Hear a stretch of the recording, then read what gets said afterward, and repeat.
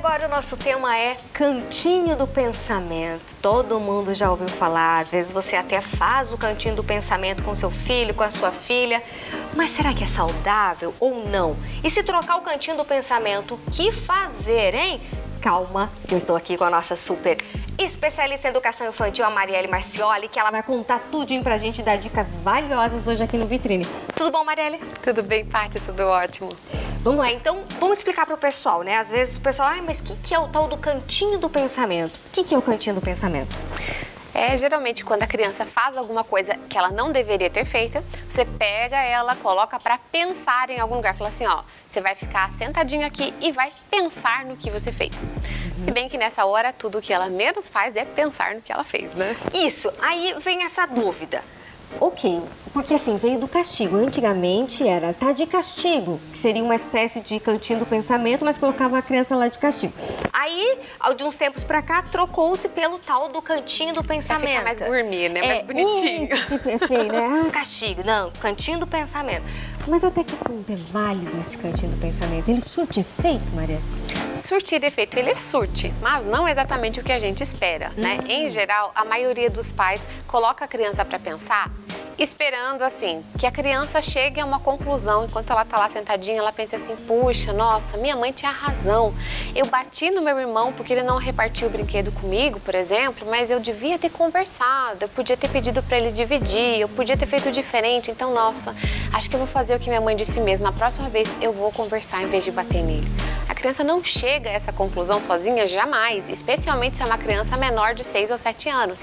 Então, o que é que a criança pensa enquanto ela está no cantinho do pensamento? Ela está pensando, mas ela está pensando como minha mãe é ruim, minha mãe está sendo injusta, minha mãe não entendeu, minha mãe não sabe o que aconteceu, eu vou fugir de casa, da próxima vez eu vou esconder o que eu fiz melhor para ela não descobrir, da próxima vez eu vou fazer pior. Ou então a criança pensa, eu sou péssimo, eu sou ruim, eu não sei fazer nada direito. Então, os efeitos que vêm com o cantinho do pensamento não são os que a gente tinha como objetivo. Mas daí, por exemplo, a criança tá lá no quarto ou no cantinho do pensamento, Maria, e daí o pai ou a mãe, o responsável, vai conversar lá com essa criança para saber se ela chegou a essa conclusão que você estava relatando aqui pra gente, que é praticamente impossível ela chegar sozinha a essa conclusão. E daí, é válido uma conversa ou já teria que ter começado aí, por essa conversa? Aí vai depender muito da idade da criança, né? A gente até conversava aqui antes um pouquinho, né? Que não estou dizendo que é de todo errado, sempre errado você fazer a criança sentar um pouquinho e tirar ela da situação.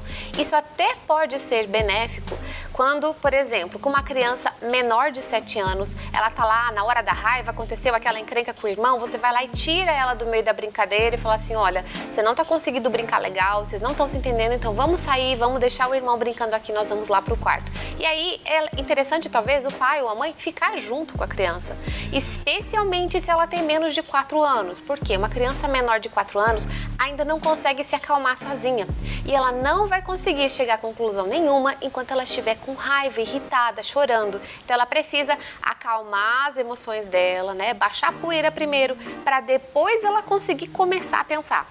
Então, se o pai ou a mãe permanecem uns instantes com a criança e falam assim, ó, vem cá, vamos respirar junto, calma, eu sei que você tá chateado, vem aqui no colo da mamãe um pouquinho, vamos respirar. Depois que ela se acalma, aí sim é lógico, a gente pode e deve entrar nessa conversa. Fala, olha, o que aconteceu não foi legal, você acabou batendo no seu irmão, acho que dessa vez você agiu dessa forma, podia ter chamado a mamãe. Então, aí vem a hora de orientar. Então, o que é que funciona? Colocar a criança sozinha a pensar? Não funciona. O que funciona é acalmar a criança e ensinar a fazer certo. Isso é educativo. Não é educativo você colocá-la num cantinho para ficar sozinha pensando. Se é uma criança maior de 7 anos, especialmente depois dos 10 anos, ela até consegue se acalmar melhor, ela consegue aliviar as emoções ali, dar uma respirada, falou, puxa, acho que exagerei mesmo, né? E aí depois o pai ou a mãe vir, até pode ser aplicado em alguns momentos, só que essa não deve ser a única ferramenta. Isso vem depois de um trabalho em que você já ensinou ensinou muitas vezes como ele pode se acalmar, como ele pode resolver um conflito. Então, se a criança já tem uma boa base até os 7 anos, depois dos 7, de vez em quando, ela se retirar da situação até faz bem. Algumas crianças até aprendem isso, né? Uma das minhas filhas, depois dos 7 anos, ela aprendeu isso, que ela sabia que ela tinha que sair de cena. Falou assim, não, vou sair, vou pro meu quarto. Ela ia lá, pegava um gibizinho dela, ia ler alguma coisa. Aí depois ela voltava. Ela mesma se acalmava. Sim, ela sabia que tinha que sair de cena. E para nós também sair de cena ajuda. Então, não necessariamente como um castigo, mas para um cantinho da calma, para você conseguir relaxar. E agora, aquelas crianças, por exemplo, a Marielle, muitos pais relatam que, por exemplo, a criança tá numa raiva, né? Aconteceu alguma coisa, enfim, ela tá ali com a raiva, você vai retirar ela desse ambiente, né? Para acabar com um conflito, digamos assim. E essa criança, ela tá talvez numa fase ali de agredir. Ah, vem aqui no colo da mãe e bate na mãe. Geralmente, as mães, ali você tem que exercer a tal da paciência, né? Para você, não digo revidar, mas para você não engrossar a voz, não falar mais forte com essa criança. O que fazer se a criança tá nessa fase? Aí também, de novo, depende da idade da criança, né? Se ela tem menos de 4 anos, eu gosto de dividir nesse ponto de corte, que é uma idade em que eles ainda são muito emocionais, né? Eles não conseguem raciocinar muito.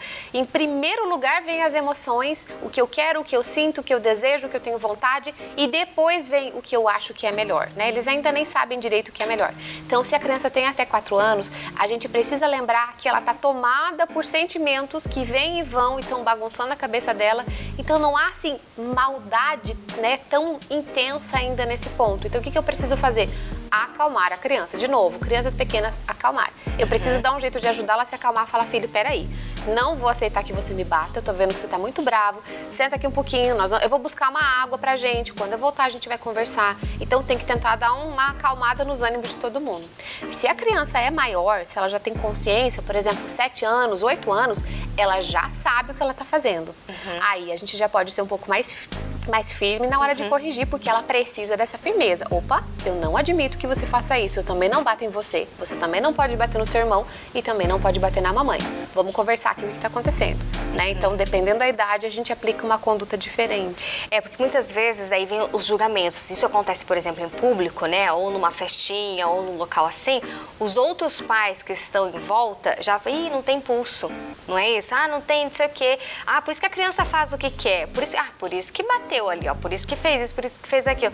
Eu acho que talvez falta mais educação para os adultos de como lidar com as crianças do que propriamente com as crianças. Às vezes me dá essa impressão, Marielle. Sim, sabe que eu penso sobre isso? Que às vezes os pais têm um filho e acham que todas as crianças vão se comportar igual àquela criança. E não é, né? Hoje tô grávida do meu 5º filho agora, né? E já tive uma experiência com 4. Então hoje eu consigo compreender que as crianças em si são diferentes e cada uma vai reagir de uma forma diferente.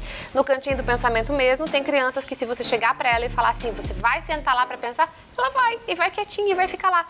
E tem criança que vai bater, que vai espernear, então, né, não é uma conduta fácil de ser aplicada e também não é tão educativa, então talvez a gente possa usar outros recursos antes. Mas é fato, a gente precisa olhar para o outro e compreender, é outra família, é outra criança, é outra história. E dava um tema só sobre isso, né? Fica para uma próxima. Com certeza, fica para uma próxima. Marielle, minha linda, muito obrigada pela sua presença mais uma vez, pelas dicas maravilhosas aí para os nossos telespectadores que acompanham o Vitrine Revista. Passa seu Instagram pro pessoal. Passo sim. Quem quiser acompanhar mais, lá no Instagram, Marielle Marcioli. Todo dia tem conteúdo, tem stories, tem muita coisa legal. Perfeito, obrigado mais uma vez e até a próxima. Até. E vocês aí continuam assistindo o nosso Vitrine Revista.